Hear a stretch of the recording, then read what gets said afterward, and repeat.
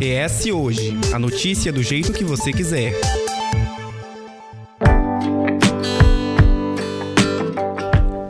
Entra ano, sai ano e os problemas relacionados à violência urbana e à falta de segurança não saem do primeiro plano. Seja por parte do Estado, da pessoa comum ou de um especialista, a segurança pública é sempre uma questão, sobretudo em ano eleitoral. A preocupação do combate à violência nos espaços urbanos é um dos pilares de algumas candidaturas e é um tema de fuga para outros candidatos. Em razão da importância e divergências quanto à questão das forças de segurança pública no Espírito Santo, os desafios desta área no nosso estado entram na série Assuntos Espinhosos na Política, tão debatidos em períodos eleitorais. No segundo episódio, nós discutimos sobre privatizações e impostos. Essas temáticas, consideradas verdadeiras cascas de banana entre os políticos e grupos adversários, chamam os eleitores à reflexão. E a ES Ouve vem provocar justamente isso, o confronto de ideias, também os pontos de convergência que nos levam a refletir todos os caminhos e, quem sabe, escolher melhor os representantes nas urnas. Os desafios na segurança pública estão no cotidiano e precisam ser debatidos. Para você que nos acompanha nesse episódio, volte aos dois últimos, em que tratamos da legalização do aborto, impostos e privatização também. No episódio de hoje, eu e Daniele Coutinho conversamos com o cabo militar do Espírito Santo, Nilton Ferreira Góes, e também a vereadora de Vila Velha, Patrícia Crisanto. Muito obrigado pela presença de vocês. Boa tarde, Cabo Góes. Bom dia. É um prazer estar aqui com vocês. E também a vereadora... Bom dia, queridos. Agradecer mais uma vez pelo convite, pela oportunidade e para debatermos um tema tão importante para todos nós, né? O cabo Nilton Ferreira Góes, ou Cabo Góes, atua na Polícia Militar desde 2004. Ele atua por mais de uma década em áreas consideradas de alto risco. É secretário da Associação de Cabos e Soldados da Polícia Militar e do Bombeiro Militar do Espírito Santo e presidente do PPM, que é o Projeto Político Militar. Já a vereadora Patrícia foi eleita em 2020 para o segundo mandato e foi a única mulher eleita na Câmara de Vila Velha entre os 17 vereadores. Ela também é vice-presidente da mesa diretora da casa. Feitas as apresentações, eu começo pontuando que segurança pública são várias questões, né? São as forças policiais, é educação, é condição de vida, é empregabilidade. Quais são os principais desafios nas opiniões de vocês? Quem quer começar? A gente percebe, né, o quanto que o tema segurança pública, né, é importante estarmos debatendo diariamente, não somente em período eleitoral, né, mas no nosso cotidiano, porque, infelizmente, ainda vimos que o índice de violência, né, a cada dia mais cresce em nosso estado, em nosso país, mas entendemos que é possível, sim, melhorar as condições de segurança para a nossa população quando agimos dentro de um contexto, né, como foi bem dito, com a questão da segurança, com a questão da educação, da saúde, porque, principalmente, as áreas de vulnerabilidade social, a gente precisa ter um poder maior de ação, de ações, né, do governo, tanto na área, né, de geração de emprego e rendas, tanto na área da saúde, da educação, enfim. E para mim, estou lembrando agora que nós tivemos a oportunidade de estarmos juntos, né, na Câmara de Vila Velha, recebemos a visita de algumas pessoas da diretoria, né, da Associação de Policiais e, salvo me recordo, o Cabo Góes também estava lá. Então, para mim é uma honra poder estar dividindo esse momento aqui com você e com todos que estão nos acompanhando. Cabo Góes, o senhor faz parte, o senhor está dentro da questão, né, como policial militar. Eu queria que o senhor falasse assim, a sua percepção a respeito. Porque pesa, né, quando a gente fala de segurança pública, pesa sobre as polícias uma responsabilidade como se tudo dependesse disso, né? Bom, é um fato, é um assunto extremamente complexo, delicado e que requer de nós um exercício diário de conscientização, né? Como a ilustre vereadora apontou, é um desafio didático, eu até diria, porque a gente precisa tratar segurança pública em todas as esferas, da formação da criança, né, até as questões que são relevantes no dia a dia das comunidades. Como você mencionou no meu currículo, eu atuei diretamente em áreas que nós, na segurança pública, chamamos de complexadas, né? A sociedade chama de áreas de vulnerabilidade social. É porque, na maioria desses casos, o único representante do Estado presente nessas áreas é o policial. Infelizmente é uma realidade prática.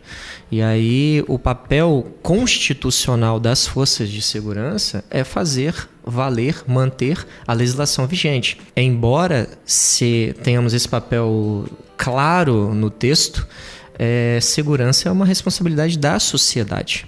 E aí é uma questão de conscientização. De fato, é necessário termos um investimento massivo na educação, né, nas relações sociais, porque a escola ela tem que ultrapassar esse limite de apenas informar conteúdo didático, mas de proporcionar ao indivíduo condições de ter uma vida social condizente com o que a gente tem hoje, né? É um desafio muito grande, gritante. Acredito eu que nós teremos desafios ainda maiores, porque com o advento de tecnologias, infelizmente com a flexibilização das legislações, alguns acreditam que seja a questão para tratar da segurança. Mas nós, operadores, enxergamos de outra forma, porque você não pode apenas flexibilizar, você precisa trabalhar em diversas outras frentes para que o resultado de consciência cultural ele seja alterado. E isso é uma questão de longo prazo. Não vai ser de um dia para o outro que a gente vai mudar uma geração. Cabo Góes, a gente tem um ponto importante. Você chega pra gente e diz que o policial às vezes é a única força do Estado presente nesses espaços. A gente tem aqui, somando os déficits da Polícia Militar e Polícia Civil, cerca de 4.500 profissionais efetivos, né? Pessoas que estão atuando, estão na ativa hoje, o que é insuficiente para o tamanho da população que a gente tem aqui no Estado. Como é que resolve isso, já que vocês são a única presença do Estado em alguns lugares? Bom, na verdade precisa fazer uma correção. Na nossa previsão legal, na Força Policial Militar do Estado do Espírito Santo, nós temos a previsão de aproximadamente 11 mil homens na ativa. Atualmente nós temos um número abaixo dos 8 mil. E aí na atividade fim, nós chamamos assim, aqueles que estão atuando na rua, a gente diminui ainda esse percentual, né? Espalhados em 78 municípios, trabalhando em regimes de escala, então assim, é quase que uma matéria-prima escassa. É um desafio muito grande porque nós somos sobrecarregados de toda a ordem de demanda que vocês possam considerar. O 190, através dos CIODs, ele opera com todo tipo de demanda, todo. Desde um caso recente que ocorreu no município de Vila Velha, 4º Batalhão, um casal que levou uma criança a ser socorrida na porta do batalhão, porque estava engasgada, a delitos de conflito armado realmente, como tem ocorrido na capital, né? Então, o policial está sujeito diuturnamente a todas essas circunstâncias. É muito difícil nós avaliarmos institucionalmente aquilo que deveria ser, por lei, obrigação do Estado, que é a reposição desse quadro efetivo, né? Nós somos ente do Estado, nós somos uma instituição de 186 anos que não está ligada à ideologia, ela serve ao Estado e ao governante que lá estiver sentado. Então a gente tem condições de apontar as deficiências. A gente até brinca, faz um trocadilho, né? Existem diversos especialistas em segurança pública por formação que não têm experiência em serviço público de segurança. Os operadores de segurança pública que estão na atividade fim é que têm a melhor ótica do processo. Então, nós temos um desafio diário, como você mencionou, nós temos um déficit operacional e a população cresce gradativamente. Nós temos uma população que supera os 4 milhões de pessoas e temos aí menos de 8 mil policiais militares em 78 municípios. E aí, aqui a gente pergunta também como é que distribuir de forma estratégica. Vocês teriam uma maneira, uma sugestão, ou já foi feito isso ao governo? Porque o senhor diz, a gente tem uma equipe reduzida, fora as pessoas que estão dentro da área administrativa, então quem está na rua ainda é menor. Existe alguma maneira de fazer uma limonada com esse limão? Bom, nós temos por premissa cumprir a nossa compromisso de formação. Nós fizemos um juramento de doar a vida à sociedade capixaba. O que ocorre é que o planejamento ele é feito de forma muito técnica, baseada no mapeamento de crime. São os dados que a secretaria e as instituições, através das agências de inteligência, produzem para poder dimensionar a movimentação desse efetivo. É sabido que a região metropolitana detém o maior número do efetivo da Polícia Militar, justamente por causa da maior quantidade de população. Mas é um trabalho técnico, é um trabalho minucioso e tem que ser feito de forma didática, não engessada, para que a gente consiga administrar justamente aplicando um recurso quando houver a necessidade. Nós tivemos alguns episódios no município de Cariacica, alguns conflitos armados em uma determinada região, então o efetivo, de forma flexibilizada, ele é conduzido a essas localidades para poder sufocar, suprimir a ação criminosa. Recentemente nós tivemos esse problema na capital, né, na região, inclusive próxima ao quartel do Comando Geral, uma região complexada, e aí os operadores de segurança estão empenhados exaustivamente nessa região, mas são dados técnicos baseados em atendimento de ocorrência, mapeamento de crime, né, dados que também são produzidos através das co-irmãs, Polícia Civil, né, as agências de inteligência. Eu queria perguntar agora para a vereadora, que a senhora tem uma participação ativa em trabalhos com juventude negra e também com pessoas em situação de vulnerabilidade social. Como é que a senhora entende que a assistência a essas populações refletem no índice de criminalidade? É importante, né, a gente sempre frisar que o nosso país, né, nós temos, baseado em dados, né, a polícia que mais mata e também a polícia que mais morre, né? Nós temos hoje acompanhado de perto essas questões, né? Tenho também na minha família, né, meu irmão é agente de segurança pública, então a gente acompanha ainda mais de perto, né, as realidades deles no dia a dia. E quando a gente se fala em juventude negra, a gente também sabe que os jovens negros são os que mais morrem, né? Olhando no retrato geral dos nossos presídios aqui no estado do Espírito Santo, a maior parte da população encarcerada são jovens e negros.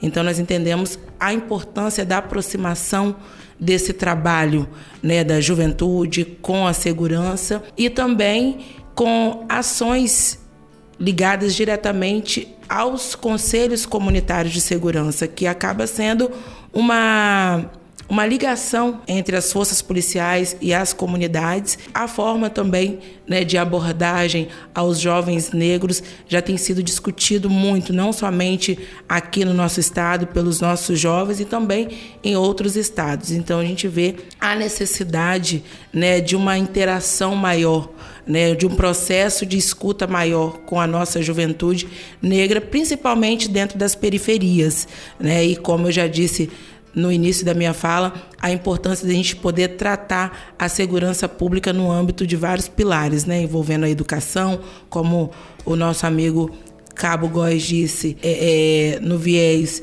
né, de combater a vulnerabilidade social, que dentro da segurança pública, né, da polícia, já tem uma outra forma de dizer, né, sobre a vulnerabilidade social. Então, hoje, a gente vê que tem uma necessidade maior de um tratamento diferenciado em relação à nossa juventude negra de periferia. E a senhora acha que a gente pode dizer que houve avanços por parte das forças policiais, avanço no sentido de mais respeito, mais empatia, mais um tratamento diferenciado do que vinha sendo tão agressivo com o negro, com a mulher. A senhora sente que isso avançou no lado positivo? No nosso país, né, a cada 23 minutos morre um jovem negro.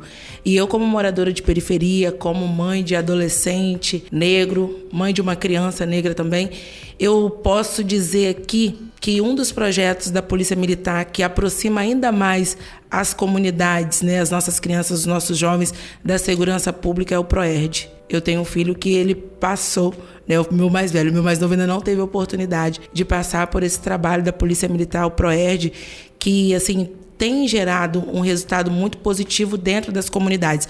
Por mais que, né, nos últimos anos a gente tem visto que o PROERD ele não está acontecendo em todas as regiões, né, de uma forma geral ainda, mas nas comunidades que a gente vê que está tendo a atuação desses policiais através desse programa, aproxima ainda mais, né, das forças policiais, o que, né, traz um trabalho maior de conscientização, até mesmo de prevenção ao uso de droga. E as escolas também têm um papel fundamental e as famílias ainda mais. Cabo Góes, a gente passou por um período bastante complicado. Aliás, estamos ainda vivendo, a gente não venceu a pandemia, mas com a pandemia, no ápice dela, nós tivemos as pessoas se resguardando um pouco e talvez até a questão da criminalidade, as forças de segurança tivessem um pouco mais de controle, né? As pessoas não estavam tanto na rua.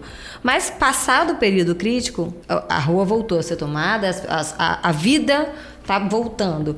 Tem como a gente fazer um julgamento sobre o aumento de crimes urbanos, principalmente patrimonial? Antes de eu responder, se vocês me permitissem, Claro. Eu gostaria de fazer uma observação. A vereadora ela trouxe uma informação que é uma prática muito comum, né? De afirmar que nós somos a polícia que mais mata no mundo. O Espírito Santo é um ponto fora da curva nessa realidade. Embora nós tenhamos um efetivo extremamente reduzido, nós somos a polícia que mais produz e a que tem menos pontos de letalidade. Tanto que ocorrem situações bem pontuais e elas permanecem por muito tempo na mídia justamente porque não é uma ação corriqueira, né? Nós somos treinados dentro da legalidade. Óbvio que num conflito armado essas questões podem surgir, mas é preciso deixar isso de forma muito bem pontuada. E nós temos algumas referências que vão além do PROERD. O PROERD, de fato, de longe o carro-chefe da instituição na correlação com a comunidade. Mas nós também temos a patrulha escolar, que junto da SEDU faz um excelente trabalho, esse trabalho de conscientização. Ao invés de ir um policial militar de uma viatura operacional, por exemplo, havendo uma intercorrência numa escola do estado, quem vai é um militar da patrulha escolar, onde os jovens e os docentes de qualquer comunidade já têm um relacionamento mais próximo, mais acessível. É uma figura conhecida, não é uma figura que vai chegar para cercear um direito. Ela vem para solucionar um problema, mediar uma situação. Nós também temos a Banda Júnior, que ela é um programa criado especificamente para inserir as comunidades mais vulneráveis na aproximação da cultura através da Polícia Militar. A banda é um patrimônio do Estado. As dificuldades que nós enfrentamos hoje em virtude do aumento da criminalidade e em virtude da redução do nosso quadro efetivo. E aí tem um ponto interessante. A senhora falou que é uma das polícias que mais mata e é uma das que mais morrem. De fato, nós somos hoje, infelizmente, uma das instituições que mais tem em seus quadros perdas de profissionais. Mas um ponto interessante que é importante dizer para a sociedade. As nossas perdas, elas não são decorrentes de conflito armado. Não somos vitimados, os nossos heróis não são vitimados por ocorrências policiais. São poucos os casos, justamente porque nós temos poucos casos de letalidade. O que nós temos, e é uma crescente preocupante, o acometimento de suicídios e tentativas. Nos últimos 2 ou 3 anos, após o evento, que ocorreu no estado em 2017, nós tivemos aí um número absurdo em crescimento que é superior a toda a história da instituição, desde que esses dados começaram a ser computados. Então, assim, hoje eu estou como secretário da associação, nós realizamos um projeto desde 2019 lá, fizemos uma pesquisa, um profissional de uma faculdade particular nos auxiliou nesse processo para que nós identificássemos o que estava acontecendo. E aí nós descobrimos, junto com uma pesquisa do Corpo de Bombeiros, uma capitã de lá, através da Universidade Federal, descobriu que nós temos um grande problema que está relacionado às doenças psicossomáticas e doenças mentais, e que a nossa mortandade ela se deve a doenças decorrentes desse estresse que a gente tem no dia a dia. A gente tem uma polícia doente?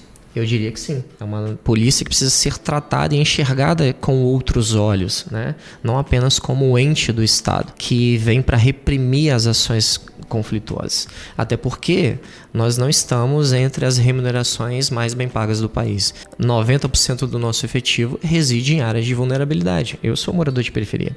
Então é uma realidade que a gente conhece em loco. Homens, mulheres de todo credo, religião, orientação sexual, raça.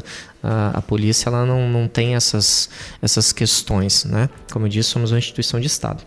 Agora, respondendo a sua pergunta... Sobre o diagnóstico. Sobre o diagnóstico de crescimento de violência. É um outro ponto interessante. O Estado fechou. Nós vivenciamos isso. Deveria haver uma diminuição apenas pela redução de pessoas transitando, certo?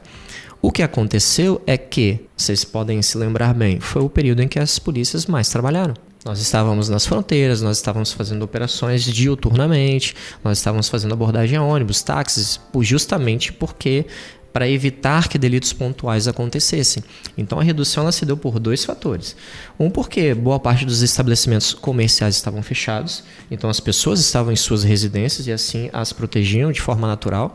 E outra, porque as operações eram quase que cotidianas. Nós tivemos dezenas de operações. E, em consequência disso, nós tivemos também dezenas de profissionais infectados e que tiveram que procurar o serviço de saúde. Tivemos perdas significativas, assim como toda a sociedade capixaba, mas nós estávamos lá. Então, eu atribuo a redução a esses 2 fatores.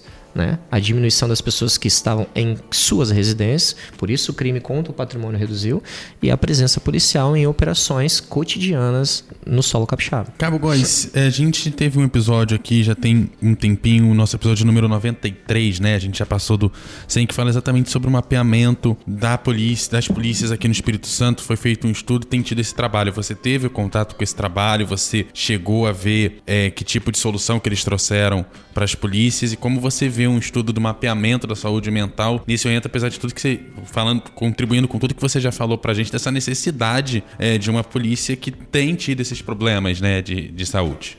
Na verdade, eu fui participante desse processo nessa pesquisa que foi feita pela Capitã do Bombeiro junto à Universidade Federal. Era uma pesquisa feita por eles lá, em que apontou a expectativa média do operador de segurança pública militar em 58 anos de idade. E aí, vitimado por doenças cardiovasculares, câncer, né, em sua maioria, e problemas neurológicos, problemas de saúde mental. Eu não tive a fundo aos dados, né? Eu tenho informações acerca das pesquisas que nós realizamos e porque participamos de um projeto que o Estado implementou recentemente, acho que no final de 2020 para 2021, que é um programa chamado COPAS. Um programa da Secretaria de Segurança que visa apurar esses dados, porque existe uma pesquisa nacional, porque isso é um problema endêmico, não é um problema específico do Espírito Santo. Nós somos um dos expoentes, né? Estamos nas pontas ali da tabela em relação a isso, infelizmente. Mas existe uma pesquisa nacional e o Espírito Santo não tinha esses dados. Então o COPAS ele vem hoje de forma a compilar, verificar as razões. Incluir também o Estado, né? Incluir o Estado nesse compilado de informações. O que nós temos infelizmente, são as informações diárias, né? Não é nada surpreendente. Quase que semanalmente nós temos aí informação de alguém que tentou tirar a própria vida, conhecidos, né? Pessoas que eu tive, infelizmente, algumas oportunidades dessa natureza, de estar em contato com uma determinada pessoa e horas depois saber que ela tirou a própria vida em casa, na frente da esposa, dos filhos, né? O profissional, ele tá realmente precisando. Desespero, né? Quem quiser mais informações sobre essa pesquisa, o episódio 93 também tem um link lá para alguns dos resultados dessa pesquisa, para você que estiver interessado, fica aí a dica. Estamos no Facebook, Twitter e Instagram pelo @ESHoje.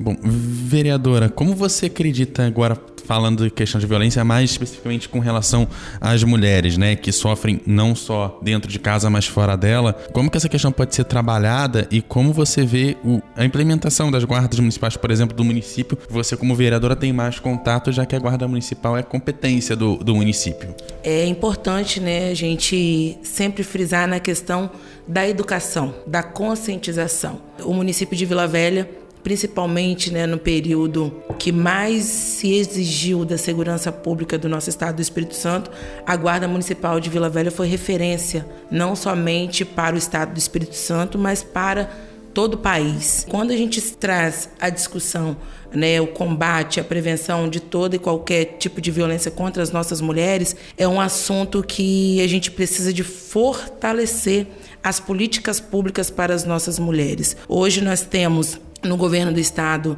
né, através da Agenda Mulher, programa de qualificação e capacitação profissional, que já é, né, mais uma vertente que busca trazer a mulher para a independência econômica e financeira, porque, né, nós já acompanhamos diversos casos onde as mulheres, né, têm aquela necessidade de continuar, né, na visão dela, naquele ciclo de violência, porque ela é dependente financeira e econômica do agressor. Então, quando se traz mais ações voltadas, né, a dar, né, a oportunidade da mulher de geração de emprego e renda, de cursos de profissionalizantes, e isso facilita com que a mulher saia desse ciclo de violência. E é exigido muito das forças policiais quando se diz, né, a esse respeito, principalmente a Guarda Municipal, né, que dentro dos municípios ali a gente está mais próximo dessa relação.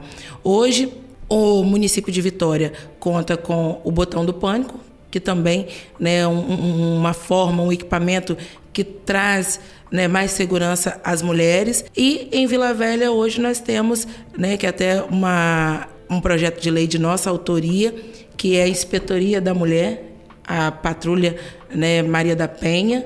Sabemos que agora, nos últimos dias, né, a nossa Lei Maria da Penha completou 16 anos, então nós precisamos de avançar ainda e muito, mas nós entendemos, sim, que a Guarda Municipal, as guardas municipais, têm um papel muito importante dentro desse processo de combater a violência contra as nossas mulheres. Nós já temos a atuação da Guarda Municipal diretamente nas escolas, onde tem formação, capacitações com os alunos, com os nossos profissionais. É um desafio diário, que eu digo que compete a todos nós, não somente os nossos policiais, os nossos guardas municipais, mas todos nós como cidadãos. Porque há algum tempo atrás a gente ouvia dizer que em briga de marido e mulher não se mete a colher. E hoje já é uma obrigação nossa, né, ver, ouvir, perceber que uma vizinha está sendo agredida, acionar, né, as forças policiais, né, no local de trabalho, na rua, enfim. E esse é um trabalho que tem que ser feito em conjunto para poder dar uma segurança a mais às nossas mulheres, aos nossos munícipes, né, ali em Vila Velha.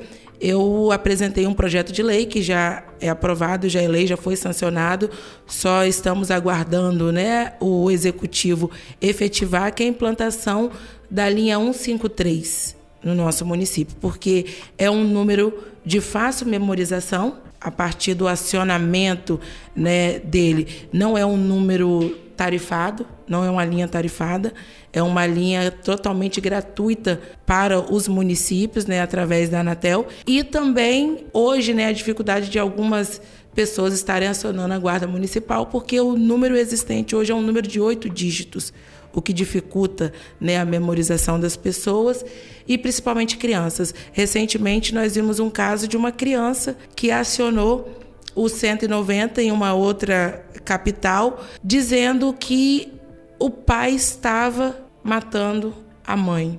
E para nós, a gente sabe o quanto que é difícil, quem está do outro lado da linda, né, os policiais, os nossos guardas municipais, para poder chegar a essa cena com o intuito ainda de preservar a vida. E quando chegam ali, muitas das vezes deparam com aquela mulher já sem vida. Então, isso é muito difícil para os próprios, além dos familiares, para os próprios agentes de segurança, né, que cada dia mais têm buscado se capacitarem, estão atuando diretamente, mas não deixa de ser um desafio diário para todos nós. Eu queria aproveitar e fazer uma pergunta para o Cabo Góes.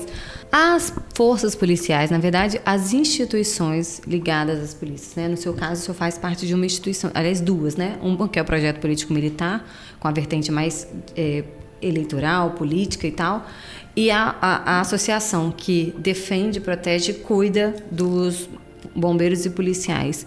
Existe uma preocupação em relação ao tratamento das polícias com as mulheres, porque é enraizado o machismo na nossa sociedade e na polícia militar não seria diferente. Nas polícias, digo, de uma maneira geral, nas forças policiais não é diferente. Mas a abordagem não só da mulher, porque as mulheres também são minorias na polícia, né? E aí, na abordagem às mulheres, a gente sabe que nós, mulheres, ainda somos a maioria das vítimas. Eu sinto ainda, a gente fazendo matéria diariamente, eu sinto ainda que falta um cuidado daquele sentimento de eu preciso preservar essa mulher, ter um cuidado maior com essa mulher, com as mulheres vítimas. A sua pergunta é bem interessante, mas ela é salutar porque nos permite esclarecer alguns pontos. Primeiro, a instituição Polícia Militar, e o Bombeiro também segue essa linha, eles não fecham as portas para quem quer ser policial militar. Existem estados que restringem em números percentuais os concursos públicos para o público feminino. A minha turma, por exemplo, formando em 242 pessoas, 108 eram mulheres. São pessoas hoje que ocupam cargo de chefia, são primeiros sargentos, né? Pessoas que atuam na área operacional, pessoas que atuam na área administrativa. Não tão distante disso, nós temos aí muitas e muitas mulheres ocupando cargos de chefia. Hoje nós temos aí como vice-prefeita da capital do estado, uma capitã, mulher, vinda da periferia, negra, muito atuante, foi soldado da Polícia Militar, e é um exemplo claro e didático disso. Nós tivemos aí, esse final de semana, uma intercorrência na região da Grande Santo Antônio e uma entrevista foi concedida pela comandante da companhia que atua lá, né? É uma oficial feminina. Nós temos na região do centro de Vitória uma oficial feminino que comanda. Então, assim, nós estamos um pouco distantes desse pragmatismo que existe em relação à instituição por ser uma estrutura militar, hierarquizada. Mas ainda assim existe um cuidado maior para a vítima mulher? Assim, como a vereadora colocou, o advento de uma legislação específica para tratar das pautas do público feminino nos fazem entender e exigem de nós que tenhamos uma particularidade com relação a esse atendimento. Por exemplo, como ela mencionou a questão do PROERD, que atua diretamente no combate à repressão em drogas junto à educação das crianças nas áreas de periferia. Nós temos a patrulha escolar, como eu mencionei, que trata da intervenção. Nós temos a Patrulha Maria da Penha. É um projeto piloto que nasceu no estado do Espírito Santo. O Botão do Pânico é um projeto piloto que nasceu no estado do Espírito Santo, em que o atendimento era feito pelas guardas municipais e pela Polícia Militar. Então você tem sempre um par, um homem e uma mulher que atuam de forma pedagógica e 99% das vezes de forma social e psicológica na abordagem a esse público, né? A tratativa da segurança pública para este público, sim, é diferente. Nós temos esse compromisso. Como eu disse, nós somos bombardeados com todo tipo de ocorrência. Existem ocorrências em que a intervenção policial ela se dá exclusivamente pela intervenção psicológica, pela assistência social, não pelo enfrentamento operacional propriamente dito. Então nós temos sim esse zelo, esse cuidado, nós temos assim uma proximidade muito grande com muitos trabalhos sociais que a instituição oferece. A exemplo da questão de saúde propriamente dita, é uma referência da Polícia Militar o banco de leite do HPM, né? Entre outras questões. Tanto que delegacia de plantão da mulher, ela trabalha a 50 metros de uma unidade de polícia, de uma companhia. Então essa interação ela é muito tranquila, muito pacificada. Esse atendimento, esse entendimento de que deva ter um tratamento, né, mais polido, um tratamento mais cuidadoso, ele existe sim. Nós temos na grade de formação curricular de quem vem do mundo civil para se tornar um profissional através dos nossos cursos de formação, uma das premissas primárias é o tratamento humanitário. Nós somos referência no Brasil de polícia comunitária. Nos idos dos anos 90 existia um projeto aqui chamado João e Maria, que era aquele policial que você conhecia que patrulhava a sua comunidade, patrulhava a sua vizinhança, a sua rua, era sempre a mesma pessoa. Então assim, era um projeto piloto que surgiu em Iguaçuí, depois se espalhou aqui que eram a senhora falou dos conselhos de comunidade, surgiram a partir desse processo. Era a polícia interativa. E no passado recente, essa interação fazia com que as instituições trabalhassem de forma conjunta. No mesmo prédio, uma delegacia e um destacamento da polícia. Um exemplo muito próximo disso é Cobilândia, a senhora deve conhecer bem.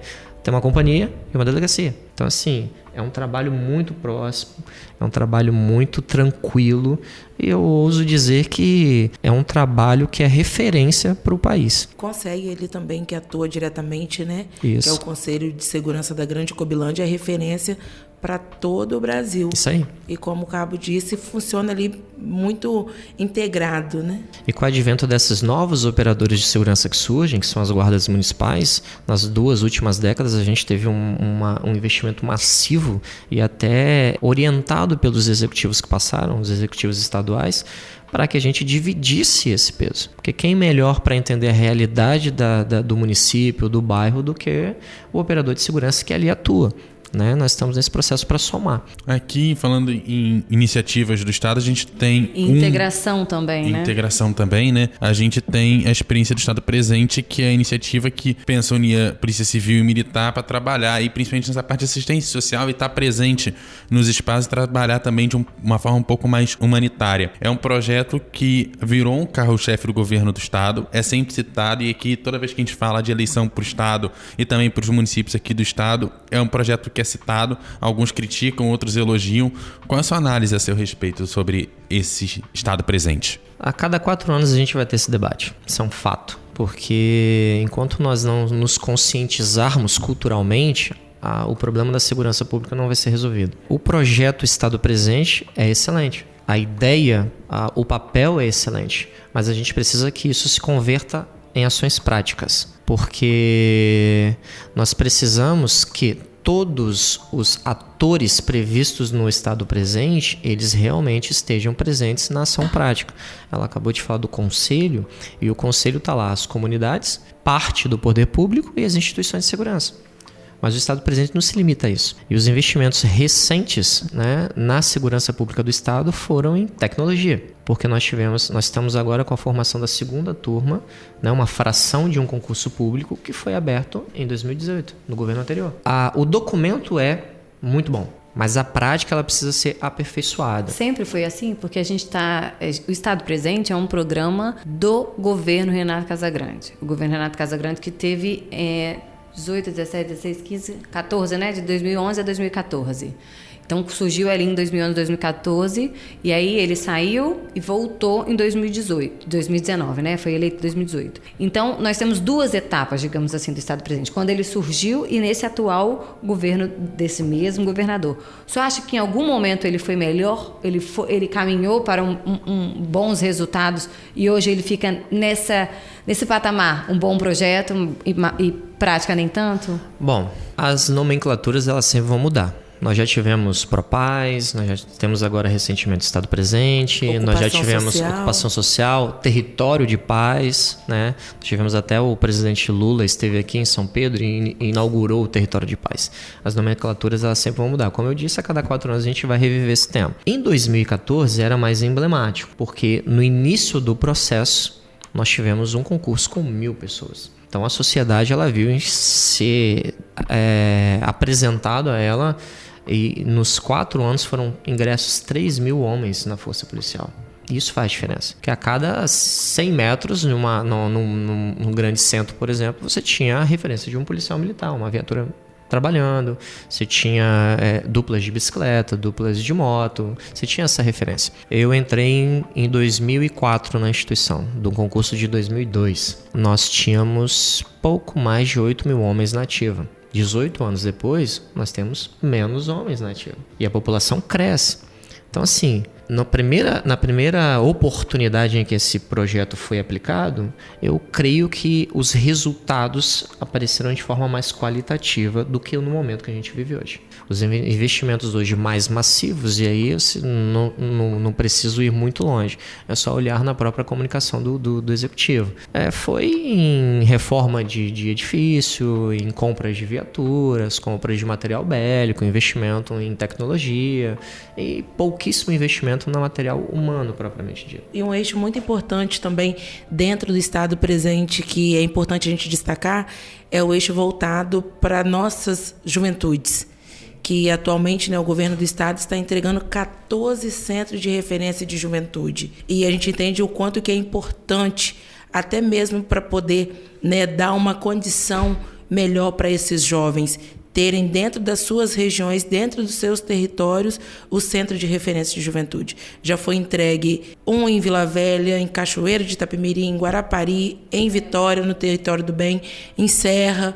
Então, esses centros são muito importantes, né, para que a nossa juventude possa ter uma oportunidade maior, né? E eu vejo também que tem ali alguns momentos de interação, tem momentos de encontro, de discussões, até mesmo com né, os nossos responsáveis, né, diretamente, os nossos agentes, né, de segurança pública.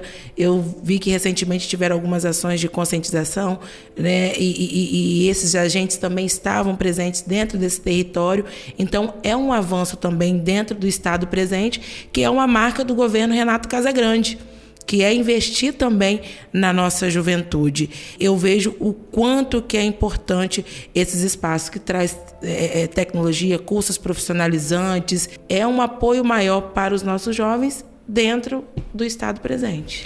Eu queria saber, inclusive, aproveitando, falou da juventude, a gente teve recentemente alguns conflitos fortes, né, entre polícia e criminosos, sobretudo nas áreas de vulnerabilidade social, né, nas periferias.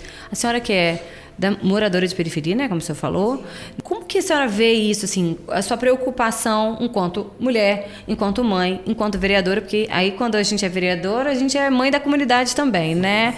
Então, é importante que a gente pense mais para lá da nossa casa, para além do nosso bairro. E aí eu queria que te chama a atenção, qual o tipo de cuidado, qual o tipo de impacto que a senhora sente nos cidadãos?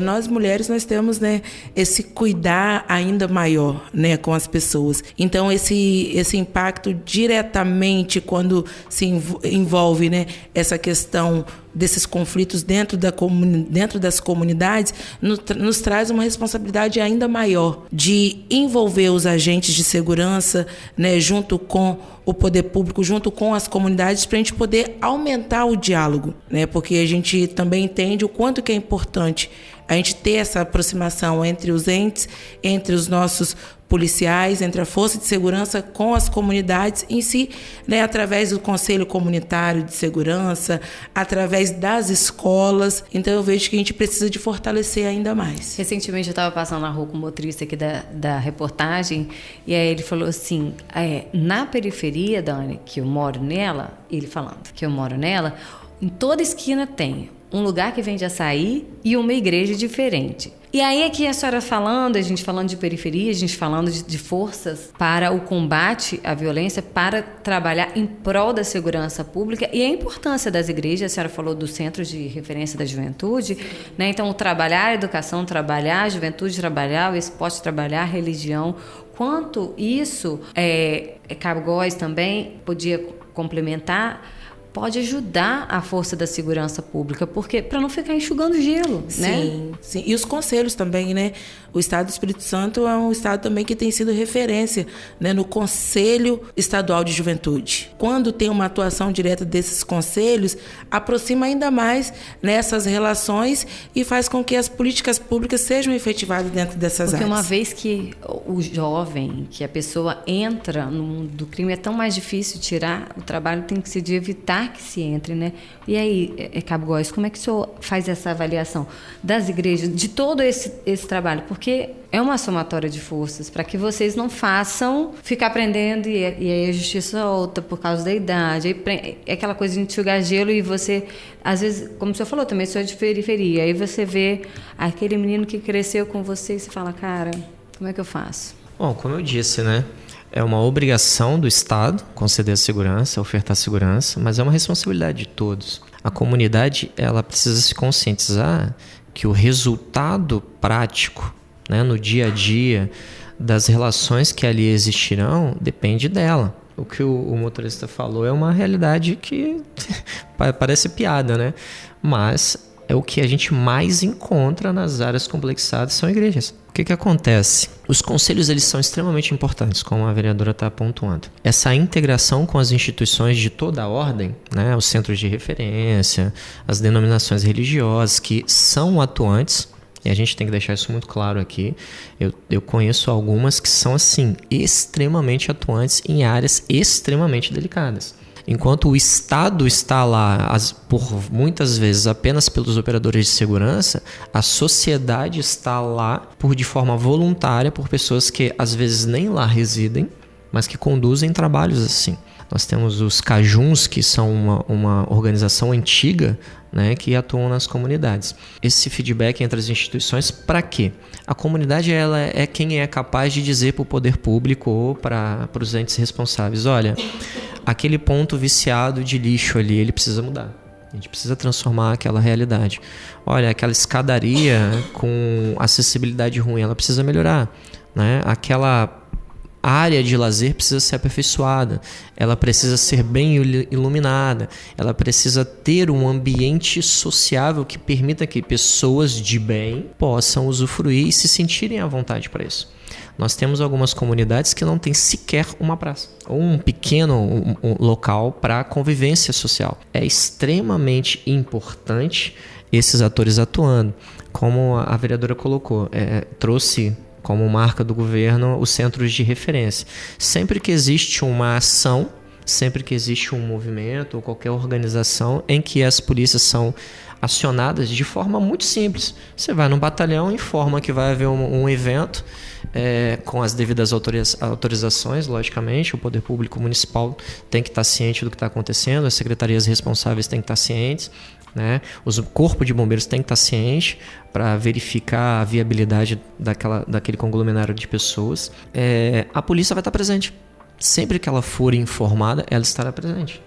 Nós tivemos recentemente um evento em Cariacica, se não me engano, no bairro Santo Antônio, em que estava ocorrendo uma festa junina. A polícia militar estava lá fazendo acompanhamento, porque em tese, até determinado período, horário, era uma organização feita pela comunidade, inclusive com a autorização do município.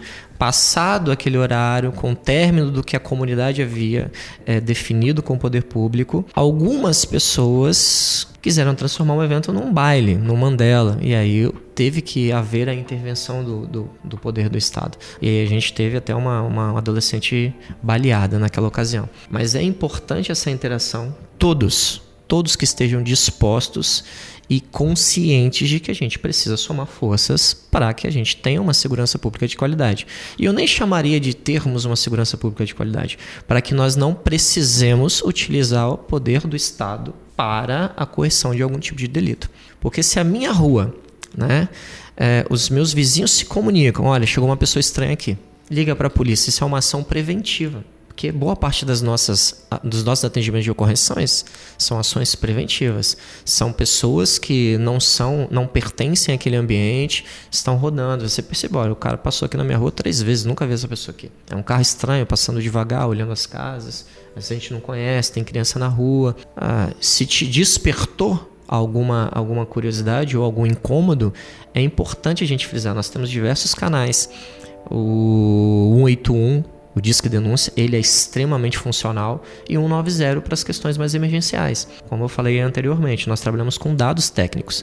E aí, se eu tenho lá um pastor, se eu tenho um pai de santo, um padre, pessoas que conhecem a comunidade, e num conselho, por exemplo, junto com as lideranças comunitárias, com os diretores de escola, com os secretários, né, com comerciantes, representantes do comércio, a gente consegue construir um trabalho de forma preventiva para inibir que ações criminosas aconteçam. Quanto mais integrarmos, quanto mais dividirmos conhecimento, quanto mais a gente entender que precisa caminhar junto, mais longe a gente consegue chegar com melhor qualidade de vida.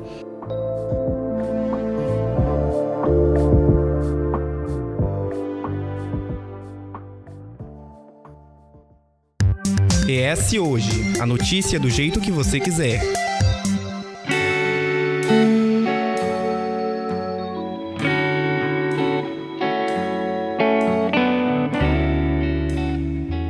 Para a gente começar a encerrar, eu vou perguntar aos dois. Atualmente a gente voltou a um projeto aqui a ser discutido que diminui o poder do Estado sobre a polícia militar, né? A proposta vai alterar, por exemplo, a forma das escolhas dos comandantes gerais das polícias militares e também do corpo de bombeiros. Ela determina que eles sejam nomeados a partir de uma lista tríplice elaborada pelos oficiais possuidores de cargos de comando e também do Estado-Maior, né?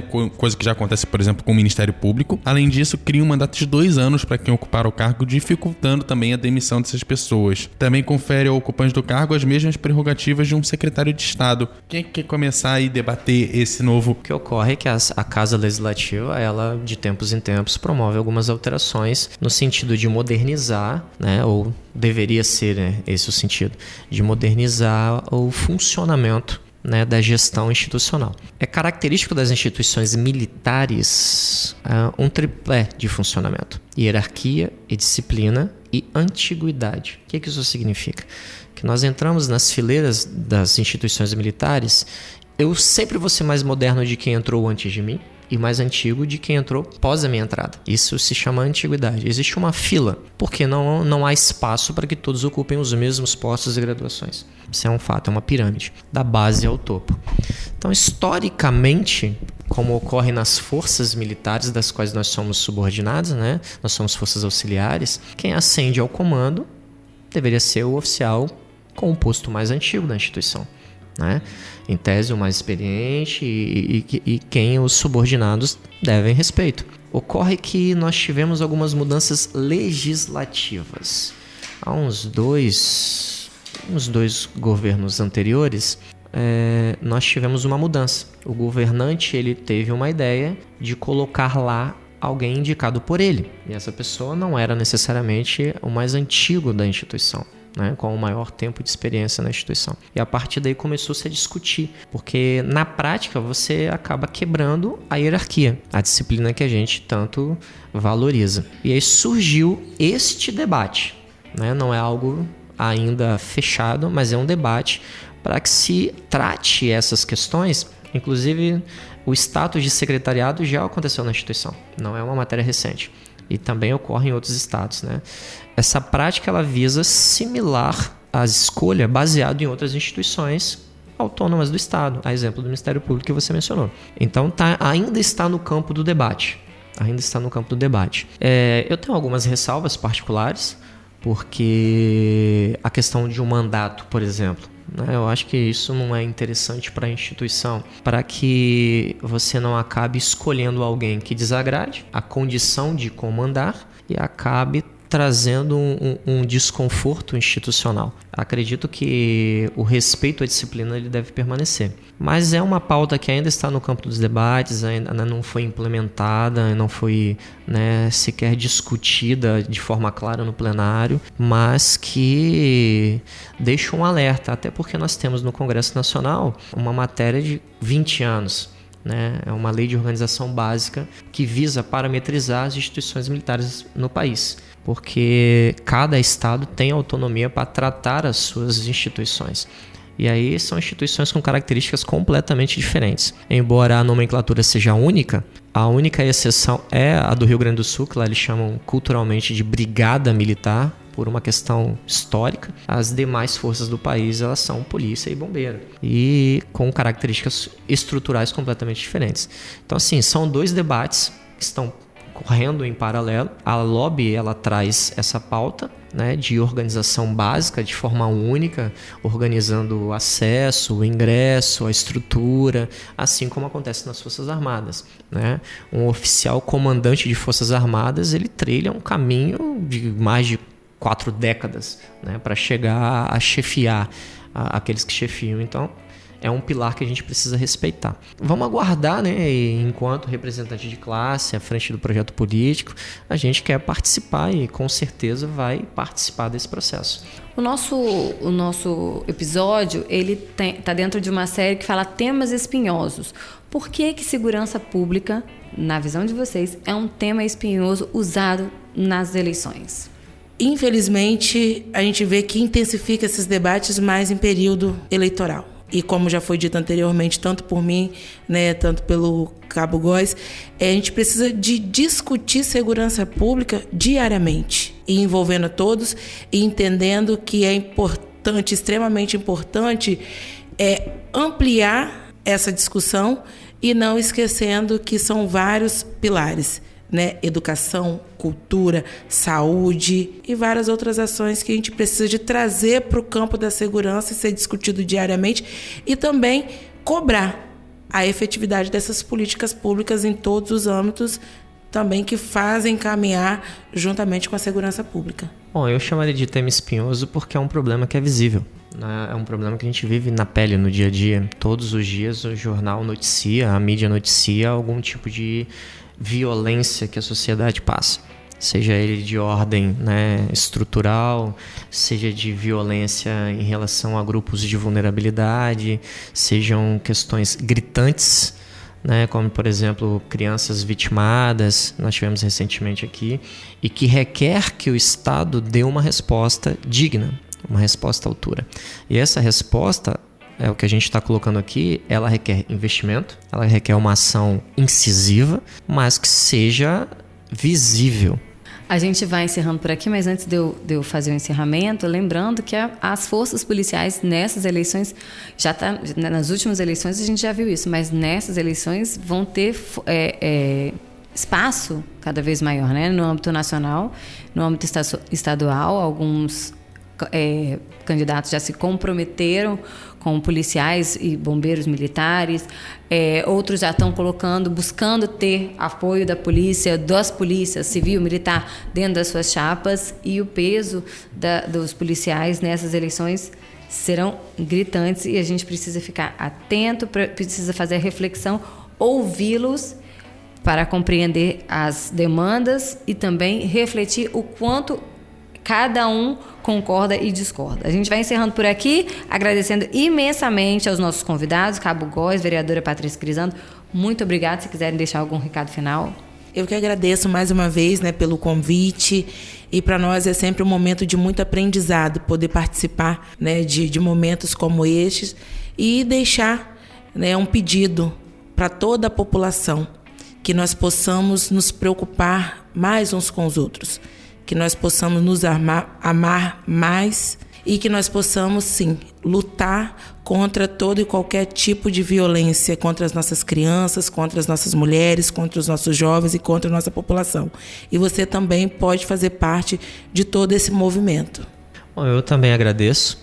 É extremamente importante para as nossas instituições que momentos como esse aconteçam, para a gente esclarecer qualquer tipo de equívoco que possa existir para a sociedade e que a gente possa expor enquanto operador de segurança que tem habilidade para falar e tratar da pauta para o povo capixaba. Assim como a senhora colocou, eu acho que nós temos que tratar desses temas espinhosos dentro de casa. Temos que ensinar nossos filhos, explicar de forma muito clara, de forma muito tranquila, os riscos, né, a que eles estão expostos no dia a dia.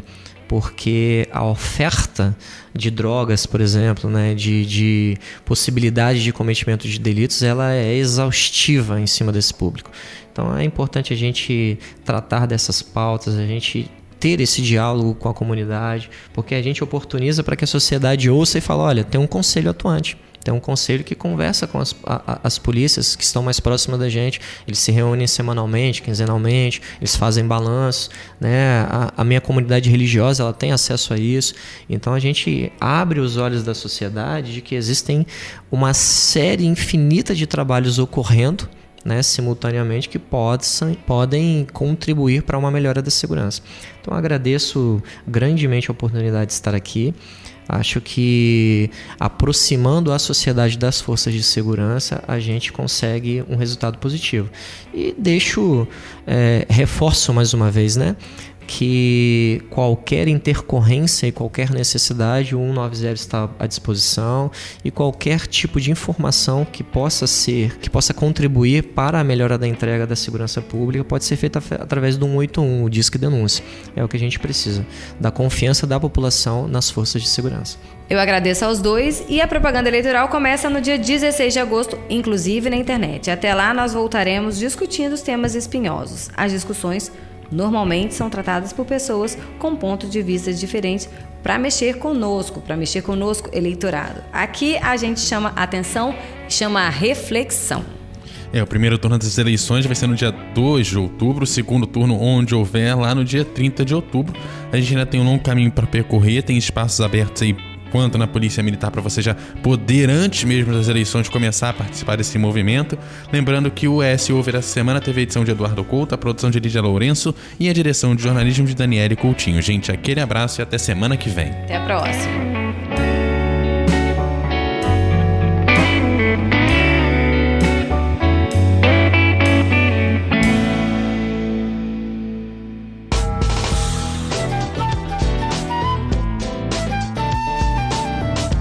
Você encontra o ES Hoje nas redes sociais, @ESHoje, e também no canal do YouTube e no site eshoje.com.br.